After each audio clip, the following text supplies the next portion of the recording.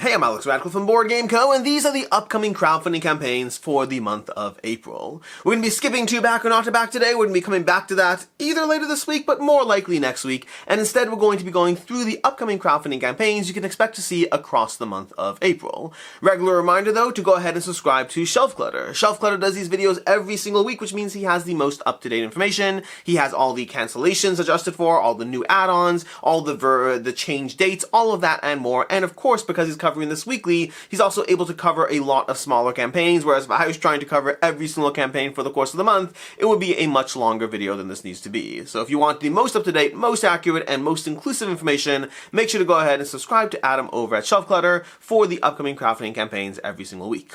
But with that, we're going to be diving into roughly 35 or so crowdfunding campaigns for April. We are picking up speed as we tend to do throughout the course of the months, continuing to increase, grow, all of that. More and more crowdfunding campaigns are coming. And reminder, if you do appreciate this content, I do put a lot of work and research into it. If you do want to support the channel, either over on Ko-Fi or over on Patreon, both are very much appreciated. And with that, we're going to go ahead and start off with the first. I'm going to be going through these in the order of April 1st, moving our way towards the end of the month, as well as some uncertain dates. Starting off with Dungeons & Lasers Porthaven from Arkan Studio. I should also note, as we go through these campaigns, I'll have more information on some campaigns, less information on others, kind of a combination of both what I know, personal interest, how much is out there. Let's go ahead and go through them. Dungeons & Lasers, there's a ton of information to go through over here, but I'll save that for when we do this into Back or Not to Back. This is Arkan diving into their newest line of, Dungeons & Lasers, their miniatures campaigns. There's a ton of stuff, pirates and miniatures and terrain and giant pirate ships, all of that and more launching April 1st.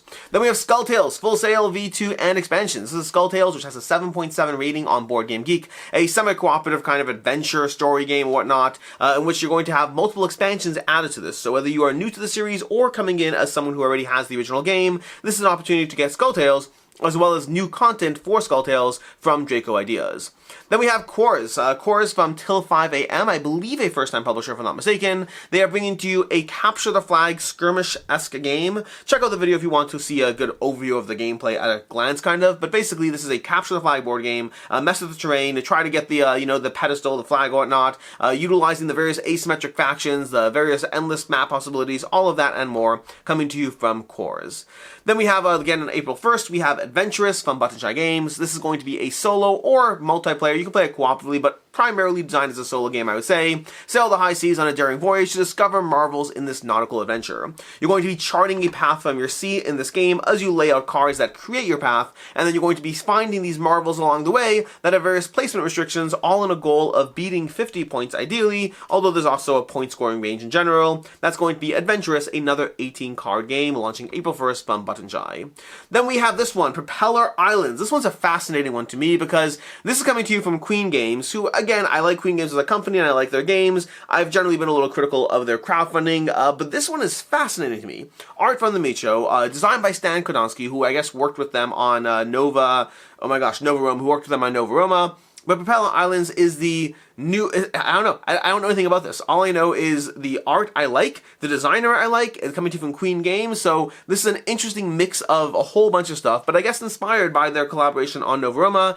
Either way, I am definitely intrigued for this one, and I'm not usually as intrigued for various Queen Games crowdfunding campaigns. I'm usually intrigued by the final product, less so the crowdfunding. This time I'm making an exception. Then we have Reichbusters Reloaded, another, I think this is actually April 2nd if not mistaken, coming to you from Monolith. Reichbusters, which was originally a game with Steamforged Games, Monolith picked up the IP and are tweaking the game as well. So if you had issues with Reichbusters, as I originally did, I like the core concept, I love the art, I love the miniatures, there's so much I wanted to like about the game, and so much I did like about the game, but ultimately I did have a problem with a few things, from token management to the noise system being a little overwrought, and both of those things are very common complaints that Monolith has been changing in this reloaded version. I actually have it set up on the table over there, I'll be diving into it shortly. I hope to have coverage for you before the campaign begins, or day. I hope to have coverage for you soon, but Reichbusters Reloaded is the tweaked version of Reichbusters coming to you from Monolith. Yes, there's an update pack, or you can go ahead and dive all into it for the first time. We have Six-Sided Summoner over here, launching on April 5th, a game which you're going to be going on quests or trying to protect the fairy realms from various summoning invasions and all that, go around the world, meet NPCs, tweak your ability to summon, complete quests, defeat monsters, all of that coming to you from Ply, who have done several crowdfunding campaigns. This is going to be launching April April 5th, by the way. We are moving into that, later in the week. Then we have Neon Hope, a storytelling game in a glitched utopia. This one seems to be inspired by games like Arkham Horror, the card game, trying to give you a storytelling card game. Very much a card system, but with a storytelling element as you make certain choices, as you open a door here, and that unlocks this, and then you have different locations to go to. So again, if you've played games like Arkham Horror, the card game, this is very much leaning into that. Some of the testimonials on the page kind of address that, giving you hey, if you like Arkham Horror, if you love Arkham Horror, the card game, you're loving this, things like that. So that's the target audience for this, if you want to know if you are the target audience for this. Then we have Dragons of Etchinstone from Chip Theory Games. This is from Joe Clipville, who designed Gloomhaven, Buttons, and Bugs, but this is a solo Palm playable adventure from Joe Clipville and Chip Theory. I've actually played Dragons of Etchinstone as a print and play, but Chip Theory is making massive revisions to the overall aesthetic, to the graphic design, the art, all of those things, which has me excited to dive back into it, because this was an interesting game that I definitely think some elements of the original print and play held it back. I am curious how much new coat of paint adjusts the experience for me, but I am definitely intrigued because I'm intrigued by anything Chip Theory puts out, especially after 20 Strong. They have been leaning into some of these smaller games that have been really doing well, so I'm intrigued by this one. Not totally sold, because Dragons of Etchinstone was a game I liked but not loved. I am curious to see how much this changes that. We have Lying Pirates plus Cities of Greed expansion plus reprint from Nordic Pirate Games, launching whatever 8 days from now is, so I guess April 7th, April 8th, something like that. I guess April 8th, probably April 8th. Anyways, Lying Pirates plus Cities of Greed. Lying Pirates is basically a game that takes the core concept of Liar's Dice, which is that kind of push your luck, semi-bluffing, semi-push your luck of trying to see who has the most of any given number under your cups. But this takes that and it combines it with, that general little mini game, and then also gives you a little map that you're moving your ships around, engaging in combat with other players, activating the various locations, and this brings you the Cities of Greed expansion, so new content, either as a first-time person diving into this, you can get all of it, or going ahead and diving into that new content alone. Then we have Helldivers 2, the board game, coming to you from Steamforged Games. This is bringing you the, video game adaptation to your tabletop. This is one I'm very intrigued by. I do have a copy headed in my way. I'll have coverage for it as soon as I can, although it's not here yet, which definitely slows me down a bit. But Helldivers 2, the board game, very intrigued by this one, but I don't know nearly enough of the gameplay. Also, why is my page... I feel like my game found page, I'm only just noting this, I'm set in the wrong... There we go. I think I must have clicked on a link and it changed everything to, that's probably true for all these pages. Anyways, moving on over here, we have Project L. Project L coming to you from Board Cubator. They're doing a campaign with both Project L as well as Square One, so if you missed out on either of those, this is a good time to go ahead and dive into them. These are polyomino tableau building games. A very different spin on your typical polyomino puzzle, but a very satisfying, both in terms of the gameplay as well as in terms of the components. The very delightful components. Definitely recommend this one. I'm a big fan of Project L. I think Square One was good. I just prefer Project L overall, but both are worth playing or checking out. From there we have Party Panda Pirates Pandapalooza. Is that my language changed? I think we are better off over here. Either way, Party Panda Pirates Pandapalooza from Draco Ideas. Oh my gosh, Draco Ideas. Did I mess up? Draco Ideas was the other one. Was the pirate? Where's the pirate one? Skulltails was Draco Ideas. This is not Draco Ideas. It's the other one by William Burgos, but the company name. Past that, Party Panda Pirates. Wait. It was on the page. It was on the. Let me see. Draco Studios. There we go. Draco Studios. That threw me off. Party Panda Pirates is basically Mario Kart, but in a board game. The general idea is you're going to be going through these little mini games where, as you turn around, as you turn your ship and spin different directions, you're going to be choosing different mini games that you're all going to be participating in order as you move around on the separate board. So if you ever played Mario Party, this is very much leaning into that kind of experience. That's Party Panda Pirates from Draco Studios. That's gonna be launching, new content plus reprint, launching April 8th, if I'm not mistaken. We have Solo Titans, a reprint plus new content launching later in April 15th, I believe. Solo Titans is a deck building game which you're going to be literally building out your ship with these various cards. Cards will go onto the board to create your ship, putting cannons and mines and shields and all these different things that will protect your ship as well as making you a threat to the other players, but also you're going to have to watch as your ship slowly self-destructs as you play through the game. So a fascinating deck building game that kind of has you building your deck with your cards, an interesting twist on the genre. Then we have another deck building game, Dealers in Hope, coming to you from, Ape Games. Deck building plus area control in a Ravaged future. General idea is going to have you building your deck over here, which is going to effectively be your dice to a certain extent. You're going to have asymmetric factions. It's a card game, it's board game, it's both. Build your deck, use it to smash your way across the board, mark your conquest with mechs, jets, and ships, and make your opponents nervous, coming to you from Ape Games. Then we have over here, we have Fairytale from SmartUp, 15 days to go, so I guess another April 8th campaign, or April 15th campaign, Fairytale is basically a family weight, but more, dungeon crawling experience. You're going to be going on a quest, building out your character. It's not fully family, but like if you see this little grid over here, gamers versus family, it's shifting a bit more towards family, abstract or thematic, leaning towards thematic, luck or strategy, kind of halfway through, but just, your classic little woodland creatures and whatnot. Select your hero, build up the board, various, to gear up your hero with these various icons and whatnot, these various elements that you're going to be attaching to your hero board, and then going on quests in this Fairytale land. Then we have the Green Conquest from Steam Mortal Games, again another April 15th campaign. The Green Conquest is almost a thematic abstract game to a certain extent. A lot of it's going to be about the placement on the board as you try to utilize the various pieces and their abilities to dominate the board situation in a game that is thematic to an extent, but the actual gameplay comes across a bit more abstract. Whether that pulls you in or not is up to you. That's going to be the Green Conquest launching April 15th. Then we have Escape from Stalingrad Z, another April 15th campaign. This is the reloaded version from Reichbusters Games. Reichbusters Games has done a bunch of these kind of dungeon crawler with a flipbook map situations. They started with Escape from Stalingrad, Stalingrad Z. That was incredibly well received. They've had subsequent campaigns for that. They've also had other, continuations of the genre and different themes. The most recent one was the Cats of Saint Montmichel.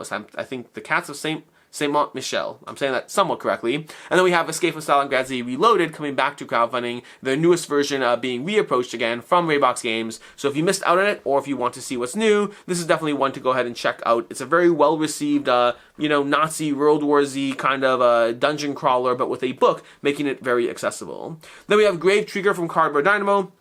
This is a narrative skirmish miniatures game where you don't have to utilize a ruler. I am curious what that means, because generally my first question to determine if a game is a miniatures game is, does it use a ruler for movement? And if it does, I'm immediately not interested. That said, this still kind of looks like a miniature game, so I don't know if I am that target audience, meaning I like board games that have miniatures. I don't tend to like miniatures games. But I am curious enough about what's different or how they measure movement or all that. That's Grave Trigger if you want to check that one out.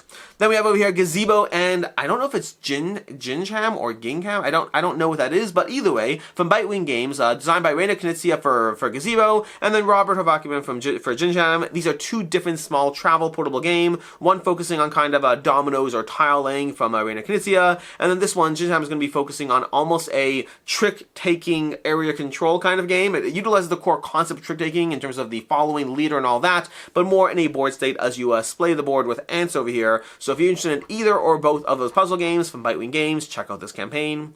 Then we have Trickerion, launching April 22nd, Trickerion Anniversary Edition. This is coming to you from Mindclash Games. Trickerion is one of their most popular games, if not their most popular game, and this is coming back to crowdfunding with a 10-year Anniversary Edition. I don't know if I'll have coverage for you or not. I've played this game, but I've played this game once, and I need to play it more than that to give you proper coverage, but maybe this is the week. Maybe this is the week I finally dive back into it. We shall see. Well, I guess technically I have 3 weeks, I guess. So I have 3 weeks. I have time. I don't have anything happening in the next 3 weeks. We should be good. Moving on, we have Maglev Maps over here. This coming to you April 22nd from Bezier. This is bringing you new maps for Maglev Metro. So Maglev Metro already had the base game with 2 maps in it. Then it had the map pack expansion that had, was it 4, 6, something like that, a whole bunch of maps in the map pack expansion. And now we have Volume 2, Expand Maglev Metro, with 6 more maps, nanobots, ghost trains, and more. So if you like Maglev Metro and you want to see more variety to that pick up and deliver tableau building system, this is your opportunity to check that one out. Then we have Aeon's End. Now this is not Aeon's End The Descent, this is Aeon's End Into the Breach, if I'm not mistaken. They just don't have the page up for this or a link on BGG, so I can't really say much about it. But April 22nd, they'll be launching Aeon's End Into the Breach. You can go ahead and check out the, well, there's a preview on the channel already if you want to check that out. There'll be a gameplay as well, so a whole bunch of content will be coming for this from us. But then also, if you want to check it out in general, it is new content for Aeon's End, continuing their, once every year or every other year, putting out another campaign with Aeon's End content, and this is going to be bringing you more friends and foes, as well as, of course, new characters, bosses, and all of that and more. Then we have Final Titan from Nerd Lab Games, the people who bought you Mindbug, bringing you Final Titan. This is going to be a draft drafting hero building game where you draft heroes, throwing them together, and then utilize try to combine, not necessarily combine their abilities in itself. You're going to be combining heroes with various equipment and then picking the right hero at the right time to take down the opposing hero, who's kind of got a little king of the hill thing going on, where the dominant hero is currently in the lead, and you're trying to take them out by utilizing your heroes and equipment combinations well against them. Then we have Earth. Earth just got a little bit wilder with Earth Animal Kingdom expansion. Coming to you from Inside Up Games, this is bringing you another expansion to Earth to continue to develop your, Earth, all the cards you have, as well as a free gift of this tableau over here for, I guess, your tree kind of situation. There's like a little mini tree thing going on. So a page out of Evidel's book, but bringing you more content for Earth. If you like Earth, if you like the general card building, tableau building, the action selection system, if you like any of that, this is bringing you new species, introducing 36 new animals that will change how you build, adapt, and score your diverse ecosystem. Then we have over here, we have Valley of the Kings. I believe this is another April 22nd campaign. Valley of the Kings is another deck building game. We have a bunch of deck builders to go through today, but this is bringing you the Ultimate Edition of Valley of the Kings, launching on BackKit April 23rd. Oh, April 23rd, not 22nd over here. But this is bringing you another deck building experience. Valley of the Kings is an interesting deck building game that has kind of a pyramid aspect to it as you build out your deck. There are a bunch of expansions for the game. I don't know if it's going to have new content or just an Ultimate Edition, but there is Ultimate Edition, new archaeology. There we go. So we do have a new expansion coming for the game. So both useful for those who want to deluxify their experience, dive into it for the first time, or just want new content for it. Then we have Tricktakers, Best of Neapolitan, as well as Zoom Vroom over here. This is coming to you from Portland Game Creative. They've previously done a few crowdfunding campaigns around these small box games, and they're diving back into it with 3 new ones as well, launching, I want to say, April 23rd-ish. Then we have Zeo Genesis Scalable Skirmish Game from Best Hobby. This is another miniature skirmish game over here, so I don't know if there's going to be a ruler in this one, but it definitely leans into that miniature game category, so not as much for me, but if you are interested, by all means, go ahead and check it out. And then we have Sauros. Sauros is a puzzly dino board game featuring chunky tiles and triggering unique scoring conditions. I don't have a lot more information about it. That's all we have on the page over here, but coming from Tangerine Games, who have done anything from, oh my gosh, Nestlings is going to be their most famous one, but they've done Nestlings, and then I don't know offhand. I know they took over that racing game. I feel like they have another game, but I'm not remembering offhand what it is, but Sauros is going to be their newest experience. Then we have Meerkat Kingdoms coming to you from Envy Born Games. They do a bunch of these small box games, and Meerkat Kingdoms is going to be an epic area control game with strategic placement. I believe it's launching in April. Then again, I thought it was launching in March, and it didn't, so we'll see exactly when this ends up launching. At this point, by the way, we are getting into some that are more set or less set, although I guess Trash Rush says on the page, April 30th over here. Coming to you from Tabula Games and designed by Nestor Mangoni over here, which is fascinating because this is a very different art style for both the designer as well as the company, leading into a much more family-friendly kind of look to the game, although I don't know what game weight the game is going to be playing in as far as the heaviness of the actual experience. I will say the art looks cute, it looks very adorable. I am curious whether I'm the target audience or not, so that we'll have to wait and see, but that's going to be launching April 30th from Tabula Games. Then we have over here Nippon. Nippon coming to you from Crowd D Games, launching in supposedly April at some point. But Nippon is going to be not just a reprint of the original Nippon, but also going to be bringing you new content to the game as well. They already have a good amount of information over here showing you the general idea of what's being added here, but if you are a fan of Nippon or never had a chance to check it out, this might be your opportunity to do so. Then we have Sail Legacy. Sail Legacy coming to you from Allplay. Going to be landing later in April, I want to say. I don't know exactly when, but Sail Legacy is bringing you a Legacy game from Allplay. The very first time that they've done a Legacy game, to the best of my knowledge. And they're doing so with Sail, the very popular cooperative trick-taking game that has done incredibly well for them, and now they are bringing you a Legacy mode for it. Then we have Flamecraft Duals. Flamecraft Duals from Carbon Alchemy. This is bringing you a two-player, not really two-player version of Flamecraft because that would be unfair comparison. Rather, a two-player game set in the Flamecraft universe. That is a more apt description. It's going to bring you abstract tile-laying gameplay. I've had a chance to play this one. I really enjoyed it. It feels like it works well in the Flamecraft world in terms of the weight class of the game and what it's doing, while also being a very enjoyable experience.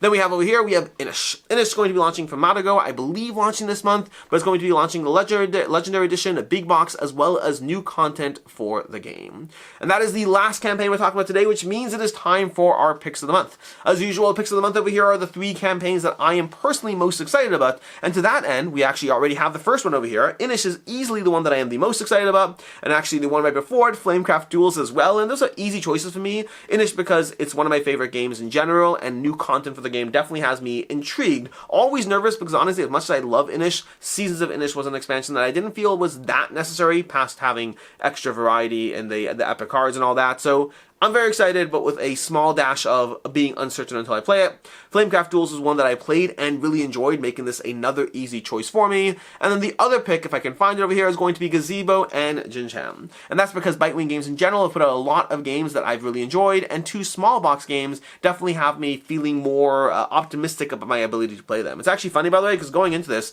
I totally thought I was going to be picking Reichbusters originally, like Reichbusters, and then Helldivers. Those were 2 easy picks for me at first.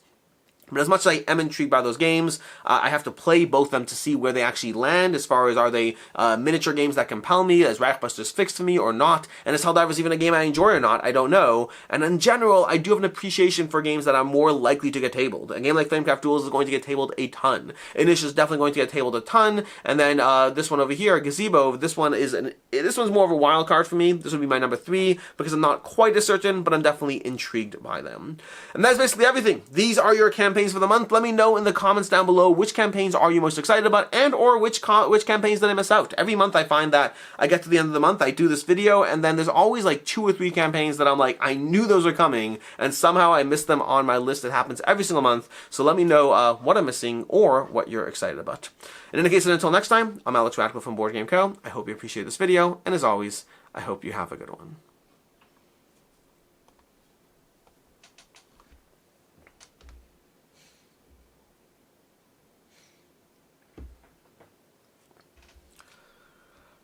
Did you know that Mortal Kombat is actually based on an old Scandinavian warship song? Finish him.